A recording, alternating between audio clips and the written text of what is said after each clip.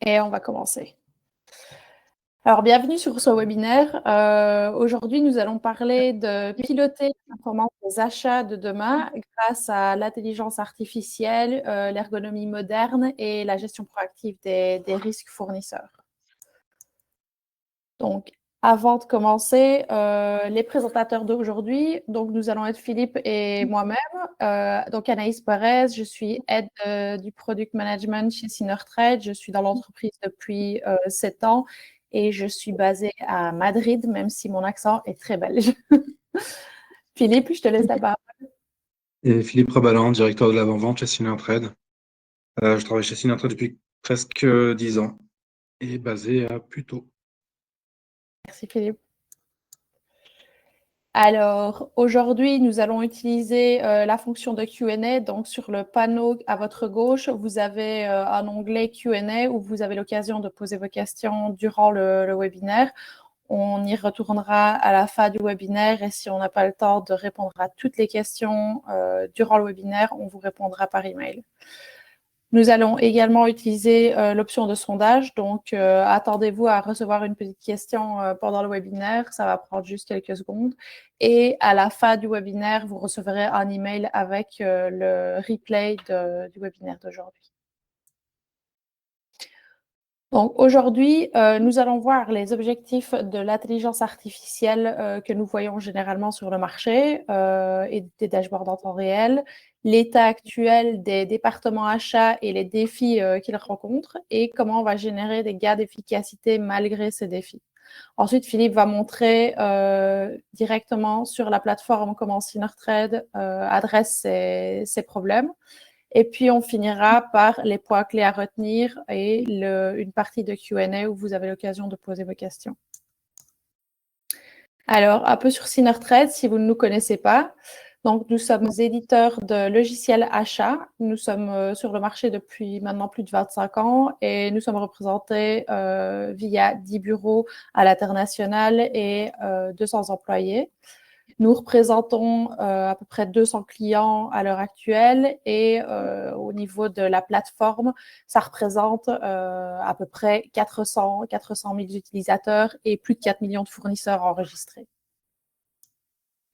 Donc, le logiciel que nous avons est une suite source to pay qui contient 3 modules principaux, donc le SRM qui va traiter toute la partie de gestion fournisseur, donc ça va être de l'enregistrement, la qualification, les évaluations et les plans d'action fournisseurs. Ensuite, nous avons le S2C qui va être la partie de négociation et de contrat avec les appels d'offres, les enchères et la gestion des contrats. Et puis la partie beaucoup plus opérationnelle, le P2P, qui traite la gestion de catalogue, les demandes d'achat, les commandes, les bons de livraison, etc. Donc, à travers les années, enfin, au fil des années, nous avons été reconnus par des analystes tels que Gartner, Forrester, SpenMatters, Ardent et de Hackett Group. Donc, maintenant, dans le vif du sujet d'aujourd'hui, l'objectif de l'intelligence artificielle et les dashboards en temps réel. Donc, nous, on voit principalement 3 gros objectifs quand on parle d'intelligence artificielle et d'information en temps réel. C'est, en premier lieu, l'alignement de la technologie avec les objectifs actuels de la fonction achat. Et pourquoi j'insiste sur actuel ? Parce que les objectifs de la fonction achat dans le passé étaient très portés sur la gestion, le contrôle de coûts, la réduction de coûts, mais maintenant, c'est beaucoup plus étendu que ça et on va avoir des responsabilités autour des achats responsables, autour du risque, de la gestion du risque fournisseur. Donc, les objectifs de la fonction achat, c'est quand même largement étendu au fil des dernières années. Ensuite, on va essayer d'accélérer les processus grâce à l'intelligence artificielle. Donc, c'est étendre le scope, mais aussi accélérer toutes ces activités qui vont être générées par cette étendue. Et finalement, améliorer la prise de décision que les acheteurs doivent faire au quotidien avec des données de l'information en temps réel. Alors, petit sondage, quel est le principal avantage, je sais qu'il y en a souvent plusieurs qu'on cherche, mais quel est le principal avantage que vous attendez de l'intelligence artificielle? On va vous laisser quelques secondes pour répondre. Donc, en premier lieu, nous avons aller plus vite, donc travailler beaucoup plus rapidement. Ensuite, m'aider à prioriser les activités ou bien améliorer ma prise de décision, donc m'aider à prendre la bonne décision ou réduire les erreurs ou autre, si vous avez un autre objectif que vous cherchez à l'heure actuelle dans votre entreprise. Donc on va vous laisser quelques secondes.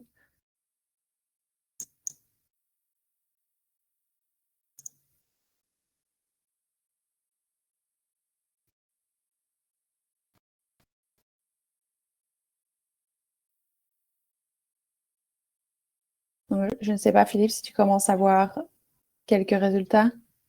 Alors, les résultats penchent plutôt en faveur de la réduction d'erreurs et améliorer la prise de décision. D'accord, d'accord. Donc, les dernières fois qu'on avait fait les sondages, c'est un peu différent parce que les dernières fois, c'était accélérer les processus qu'on avait en principal avantage. Réduire les erreurs, ça va aussi aider à aller plus vite parce que s'il faut corriger les erreurs avant de pouvoir faire quoi que ce soit, ça va aussi réduire la capacité des achats à répondre rapidement au challenge. Merci. Alors, ça va dans le même sens que l'étude qui a été faite par The Hackett Group donc cette année, qui montre que les cadres s'attendent à une augmentation de la charge de travail des départements achats de 10%, alors que la croissance budgétaire n'est que de 1%, ce qui va créer évidemment un écart d'efficacité de 9%, où ça, on le dit depuis déjà un moment maintenant sur tous les forums achats, hein, que les achats doivent faire plus avec moins. Donc ici, The Hackett Group a vraiment chiffré ça et a démontré qu'il y avait vraiment un écart d'efficacité et des challenges pour les équipes d'achat. Donc, les défis pour démontrer l'efficacité et l'agilité des départements achats, le temps de cycle est souvent mesuré. Donc, quels sont les gros défis qui vont entraver ce temps de cycle pour les achats? Ça va être, on voit encore beaucoup de saisies manuelles de données, donc beaucoup de travail administratif de la part des achats, des cycles de contrats très longs. Donc, en moyenne, on a 7 semaines entre la négociation et vraiment la signature du contrat avant qu'on puisse vraiment travailler avec le fournisseur. Nous avons des recherches chronophages. Donc, dès qu'on va devoir prendre des décisions, dès qu'il va falloir donner de la formation au management, il y a beaucoup de recherche qui est faite aussi au niveau des départements achats. Donc, encore une fois, ça va prendre beaucoup de temps et ça va donner moins d'agilité aux acheteurs. Et on voit beaucoup le manque d'engagement également de la part du business. Donc, toute la partie, le reste, quand on collabore avec le reste de l'entreprise, le manque d'engagement va aussi donner des délais beaucoup plus longs au département achat. Alors, ce n'est pas uniquement des problèmes, donc il y a aussi des solutions. Et une étude de Harvard Business School a démontré que l'intelligence artificielle permet d'être plus rapide, mais d'être aussi meilleure. Donc, ils ont quantifié ça également avec une accélération de 25% du temps au niveau de la rapidité, et ça a démontré une augmentation, une amélioration de la qualité des résultats de 40%. Donc, l'intelligence artificielle a vraiment sa place au sein des départements des achats pour vraiment répondre aux défis qu'ils ont à l'heure actuelle et pour mieux justement démontrer cette agilité. Et maintenant, je vais laisser la parole à Philippe pour passer à la démonstration de comment Sinortrade répond à ces problématiques. Merci Anaïs. Alors, parfait. Alors, pour ce webinaire d'aujourd'hui, je vais vous présenter donc la version 5.1, donc sur une plateforme de démonstration où je suis connecté en tant qu'administrateur. Donc, je vais commencer tout d'abord par vous présenter la nouvelle ergonomie. Donc, pour ceux qui ont connu l'ancienne version, la Core 4, qui était encore active il y a quelques mois, on a voulu totalement redesigner la plateforme, se mettre au standard du marché, au goût du marché, en ayant un écran beaucoup plus clair dès qu'on accède à la plateforme. Et ensuite, avoir une clarté d'information beaucoup plus nette que ce que l'on avait avant. Donc, avoir des chiffres et des informations clés et pertinentes qui sautent aux yeux, on pourrait dire, de l'utilisateur lorsqu'il se connecte. Donc, des indicateurs clés, donc le nombre de demandes en cours, le temps de moyen de traitement des demandes, les fournisseurs qui sont considérés comme sous-performants, le suivi des contrats qui arrivent à expiration ou encore le montant de mes commandes qui sont hors contrat. Ensuite, un bloc concernant les alertes, donc principalement lié aux fournisseurs. Donc, dès lors qu'un certificat arrive à expiration chez un fournisseur ou qu'un risque est identifié chez un fournisseur, j'ai cette alerte-là. Alors, il faut savoir qu'il y a quand même des notifications qui partent de part et d'autre chez le fournisseur et chez le client pour l'en avertir. Là, c'est simplement un rappel, une notification, comme on peut avoir sur les différents réseaux sociaux. Donc, une fois que j'ai pris l'information, je peux la masquer en cliquant sur l'œil. Ensuite, on a des raccourcis, évidemment, pour, là encore, c'était une volonté de cette nouvelle version 5, c'était de réduire le nombre de clics pour l'utilisateur pour fluidifier la navigation et éviter la perte de temps à la recherche d'informations. Donc là, il peut accéder facilement aux différents modules pour enregistrer un fournisseur, créer une demande d'achat, lancer un appel d'offres ou autre. Et le dernier bloc qui est relié aux tâches, donc toutes les tâches que je dois effectuer. Donc précédemment, pardon, sur l'ancienne version, c'était pas très net la manière dont c'était affiché. Aujourd'hui, j'ai une liste claire qui me permet de voir si j'ai des contrats approuvés, des fournisseurs à onboarder, des données financières à valider chez mes fournisseurs. Donc, tout est listé ici de manière chronologique. Je peux étendre, évidemment, pour voir toute l'information directement. Voilà. Donc, ce qu'on voulait avec cette page d'accueil, c'est vraiment de la clarté, des informations pertinentes et un nombre de clics réduit. C'est pour cela aussi que l'on a conservé tout de même le menu de gauche, mais en réduisant le nombre de sous-niveaux, donc pour n'avoir qu'un seul sous-niveau, pour accéder aux pages plus rapidement. Donc là, je vais vous montrer, on a créé des pages intermédiaires, donc ce qu'on appelait les landing pages. Donc plutôt que d'atterrir ici dans la liste complète de tous les fournisseurs, on a créé cette hub fournisseur qui me permet d'avoir une vue d'ensemble de toute l'activité auprès de mes fournisseurs. Donc je retrouve encore une fois mes tâches, donc toutes les tâches que j'ai à faire concernant les fournisseurs, donc des approbations de données financières, des approbations de fournisseurs tout court, des certificats approuvés, etc., etc.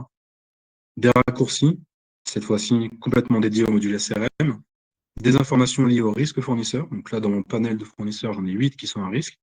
Toutes les informations sont évidemment cliquables. Donc un simple clic me permet d'accéder à cette liste de 8 fournisseurs et ensuite de prendre les décisions qui s'imposent les concernant pour relancer des audits, des évaluations, renégocier leur contrat par exemple.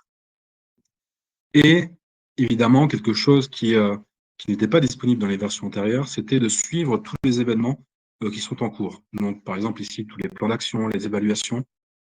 Dans les versions précédentes, pour suivre l'activité dans chacun de ces modules et chacun de ces objets, il me fallait d'abord accéder au module, ensuite filtrer sur les événements que je souhaitais voir, cliquer pour voir la vue d'ensemble et voir ce qui se passe effectivement dans ces objets. Là, d'un seul coup d'œil, je peux suivre le progrès, le nombre de jours qu'il reste. Donc, par exemple, cette évaluation, personne n'y a répondu, donc 0%. Il reste un jour. Donc là, je peux d'ores et déjà prendre la décision d'aller dans cet événement et le prolonger parce que mes évaluateurs n'ont pas encore fait leur travail. Donc ça m'évite de rechercher, de faire des filtres, de multiplier le nombre de clics. Ici, en un seul clic, je vais accéder à l'évaluation et je vais pouvoir très rapidement étendre le projet pour laisser le temps à mes évaluateurs d'y répondre. Pareil pour mes plans d'action. Donc là, un PIPAP que j'ai lancé avec le fournisseur Inmac. Il me reste 16 jours, le projet a bien avancé, mais là encore, si je veux accéder en un seul clic aux différentes activités, un clic me permet d'y accéder directement. On a également les enquêtes. Ce qu'on appelle les enquêtes sont les demandes de mise à jour d'informations qu'on a auprès des fournisseurs. C'est-à-dire qu'on a demandé à un fournisseur de mettre à jour des informations dans leur questionnaire. Et donc, aujourd'hui, pour suivre l'état d'avancement des réponses, il me fallait accéder à chacune des fiches fournisseurs, cliquer dans les questionnaires pour voir s'ils y ont répondu ou non. Là, d'un seul clic, je vais avoir la liste de tous les fournisseurs à qui j'ai demandé cette mise à jour. Donc là, j'ai demandé 10 à 10 fournisseurs. Il y en a 60%, 60% m'a déjà répondu, donc 6 sur 10. Il leur reste 22 jours et je vois le statut de qui a répondu et qui n'a pas répondu. Donc là, tout simplement, ceux qui n'ont pas répondu, alors la plateforme les relancera en automatique, forcément, mais je peux également les relancer manuellement en cliquant sur l'enveloppe pour leur envoyer un email leur demandant d'accéder à la plateforme et de mettre à jour l'information. Pour ceux qui ont répondu, si je veux accéder à leur réponse, un simple clic me permet d'accéder directement au formulaire. Donc ici, je vais atterrir directement, donc sans devoir à cliquer sur la base fournisseur, rechercher le fournisseur chez Bruno, ensuite rentrer dans son profil et aller dans les questionnaires. Ici, un simple clic me permet d'arriver directement dans cette base-là. Ça me permet de vous présenter le premier cas d'intelligence artificielle que l'on a mis en place sur la plateforme, qui est la traduction automatique. Donc, ce questionnaire-là, comme vous le voyez, donc je travaille en français, je l'ai fait en français et je l'ai envoyé à différents fournisseurs. Ces fournisseurs peuvent être français, espagnol, italien, etc., etc. Et donc, ce qu'on a fait sur la plateforme, c'est que les questions vont être traduites dans leur langue et ce qui va éviter pour moi une charge de travail, c'est-à-dire toute la traduction, ça va être fait automatiquement. Et le fournisseur, pour lui, ça va lui diminuer cette charge de travail également parce qu'il n'aura pas à traduire d'une part les questions, ensuite répondre dans sa langue et ensuite les traduire, encore une fois, traduire les réponses dans la langue de son client. Ici, c'est transparent pour lui. Donc, lui, il a reçu, dans ce cas-là, le questionnaire en allemand. Donc, il m'a logiquement répondu en allemand. Je ne parle pas allemand. Donc, forcément, il va falloir les traduire. Donc, plutôt que d'exporter le questionnaire sous Excel, les traduire pour avoir accès aux réponses en français, ici, d'un seul clic, traduire la réponse, la plateforme va me traduire la réponse de l'allemand vers le français. Donc, ça marche dans toutes les langues, évidemment. Donc là, je crois que j'ai que des réponses en allemand. Donc forcément, ça traduit de l'allemand vers le français. Donc c'est un gain de temps pour le fournisseur et un gain de temps pour moi lorsque je vais devoir analyser les réponses de différents fournisseurs. Donc en 2 clics, 3 clics, j'accède au statut de réponse de mes fournisseurs et je peux les traduire directement en un seul clic. Donc ça m'évite une charge de travail. Je vais économiser quelques minutes, pas des heures de travail, mais quelques minutes facilement.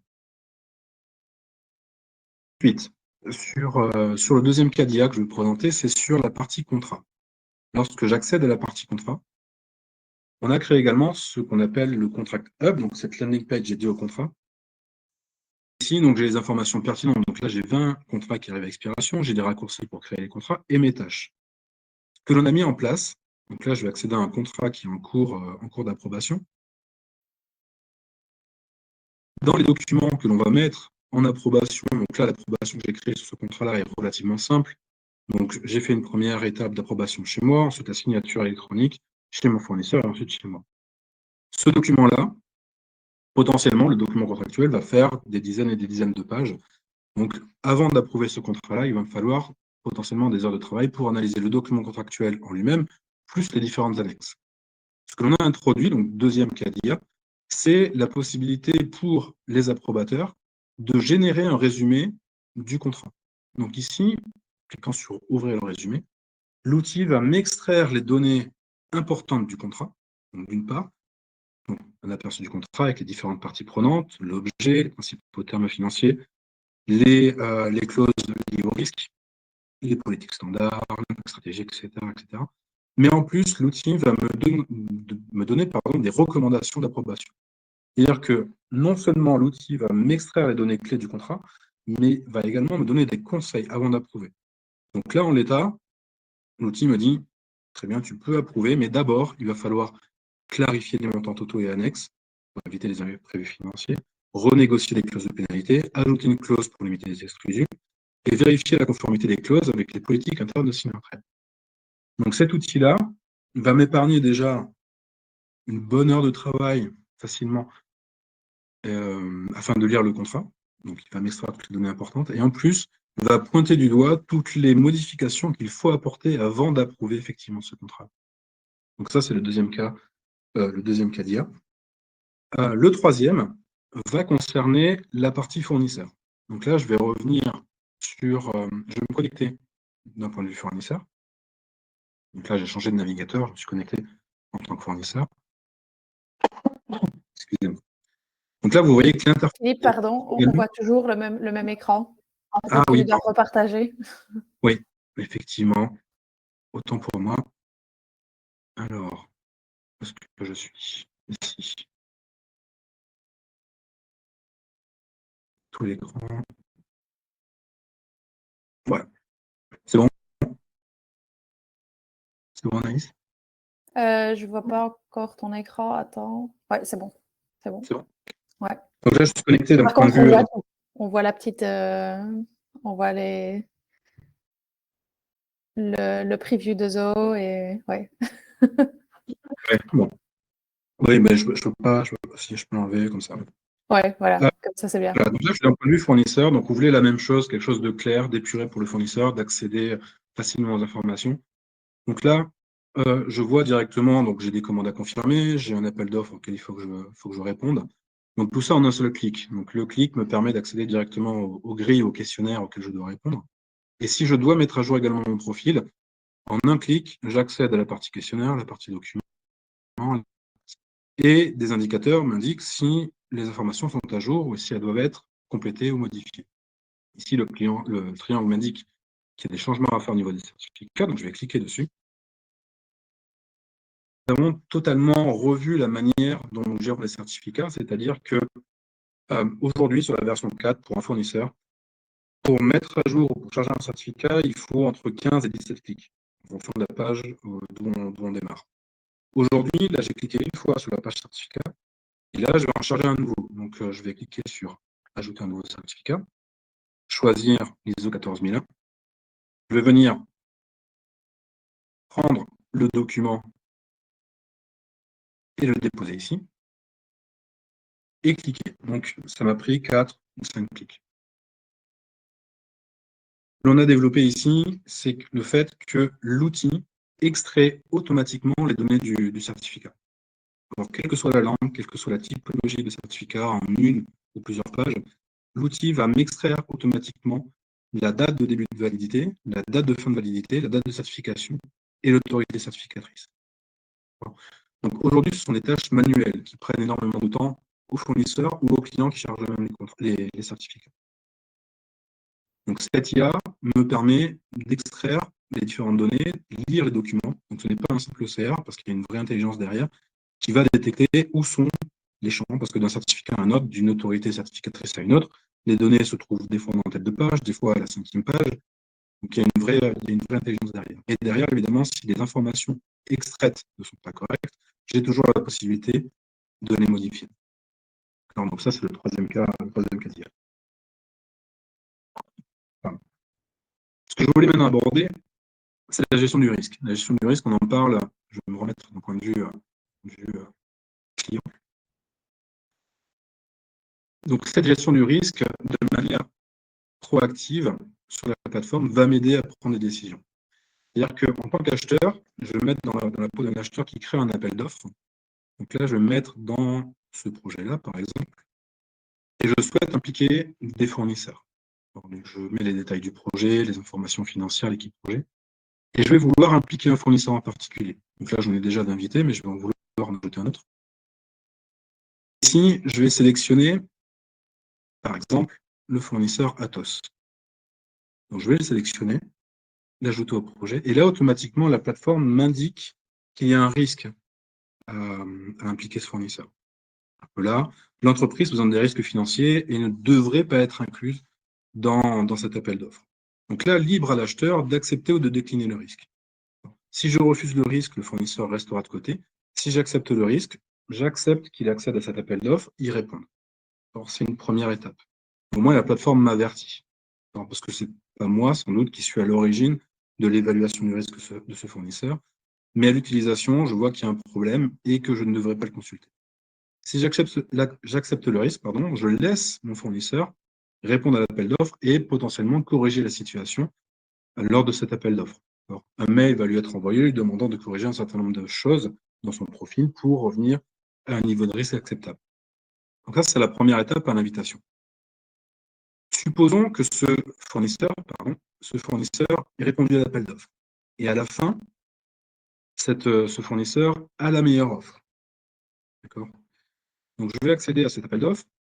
Et au niveau de l'attribution, là, je revois, j'ai fait une shortlist des différents fournisseurs et je vais vouloir attribuer au fournisseur Atos. Alors déjà, il est en shortlist, le projet n'est pas totalement clôturé, mais je vais vouloir attribuer, par exemple, cette ligne au fournisseur Atos. Là également, une alerte m'indique que l'entreprise n'a pas corrigé la situation financière et reste à risque, ce qui l'exclut de l'attribution du marché. Et donc là, je n'ai pas le choix, ce n'est pas un simple avertissement, c'est vraiment un message bloquant. Je ne peux pas attribuer ce marché à ce fournisseur. Donc là, mis à part dire d'accord, je ne peux rien faire d'autre. D'accord. Et le fournisseur ne pourra pas être attribué. Donc la gestion du risque sur Senior Trade, d'une part, on va calculer le niveau de risque que vous souhaitez, et d'autre part, d'une manière proactive, la solution va appuyer les acheteurs en leur indiquant les niveaux de risque et si les fournisseurs peuvent être associés au projet ou si on peut leur attribuer les marchés. Pour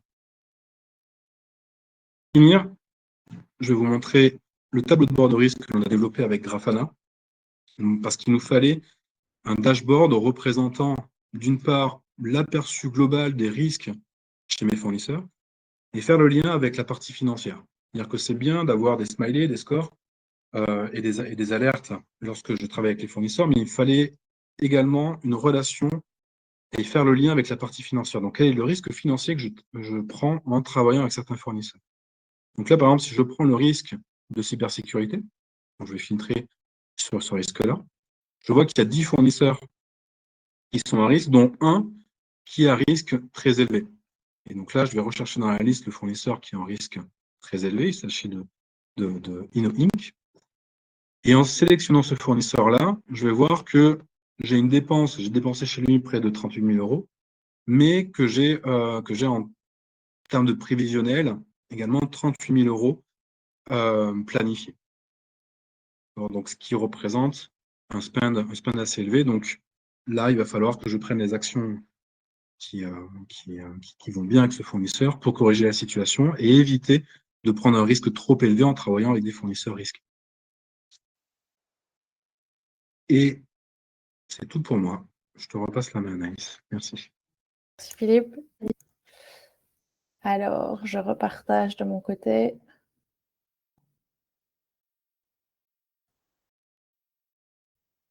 Donc voilà, donc on arrive au point clé à retenir. Au début de la session, on a parlé de ce manque d'efficacité à venir des départements achats de 9%, des défis qu'ils avaient pour justement engager la partie business pour arriver à avoir cette agilité et à faire toutes leurs activités à temps. Donc ici, les points à retenir vraiment pour la partie de démonstration de comment est-ce qu'on répond à ces défis.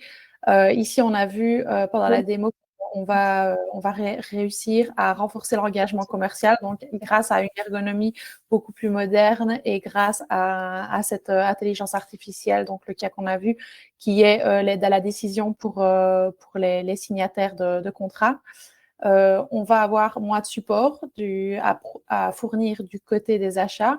On va avoir moins d'achats sauvages, donc le reste de l'entreprise qui est beaucoup plus encline à utiliser la plateforme. Et on va avoir une meilleure adhésion aux politiques du fait qu'il y a beaucoup plus d'engagement. Ensuite, on regarde du côté des fournisseurs. Encore une fois, du côté des fournisseurs, c'est beaucoup plus facile à gérer pour gérer leur profil, les choses qu'ils ont à faire. Donc, ça fait moins de friction entre les départements achats et les fournisseurs. Ça fait du coup moins de support à fournir, encore une fois. Et on va consacrer donc